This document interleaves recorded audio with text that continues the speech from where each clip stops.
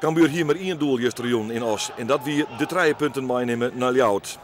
Het zou een hele minnenwedstrijd worden waarin in de eerste helft amper kansen voelen te noteren. Dit is er wel in voor Os via Latu Parissa, maar keeper Telgenkamp redt. En dan komt de 29e minuut. Als u het neert, is derde voorzet van Oebele Skokker. En dan zit hij weer Michiel Hemmen, de spits van Cambuur. Nummer 11 in dit seizoen. Hij is bij de centrale verdedigers helemaal kwijt en liet de keeper Luc Koopmans kansloos. En dat betekent 1-0 voor Cambuur, 6 minuten voor de rest. En daarmee wie het wil zijn in de eerste helft die hier via de schriftelijke orde willen kennen. In de tweede helft is het weer de voorzet van Van der Sloot. Er ontstaat een flipperkastachtige taston voor het goal van Cambuur. Maar hij gaat er uiteindelijk net in en de Ljouters kan uitverdedigen. Het bleut 1-0. Telgenkamp even in een sterke rol in die fase.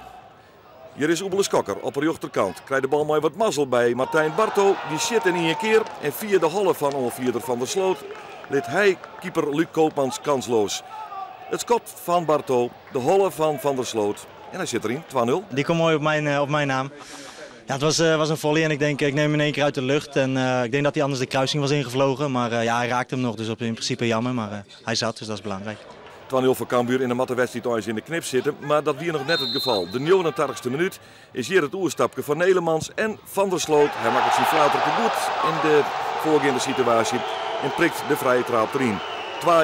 En dan kan het nog spannend worden, want er zo'n 4 minuten extra tijd bij komen. Maar hier gaat Martijn Barto ervan terug.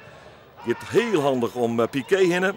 Vindt uiteindelijk invaller Johnny de Vries. Bal wordt eerst nog een keer op de doellijne. Maar de hoorn, maar de Vries scoort toch. En dus wint Cambuur met 3-1 van Os. In een strieënminnenwedstrijd, maar ja, dat telt al je net. De punten moesten pakt worden en dat is gebeurd. En hoe dat dan gebeurt, dat docht er dan net zo volle taak. Het kan niet altijd met goed voetbal. Hebben we genoeg wedstrijden hebben we de punten hebben laten liggen.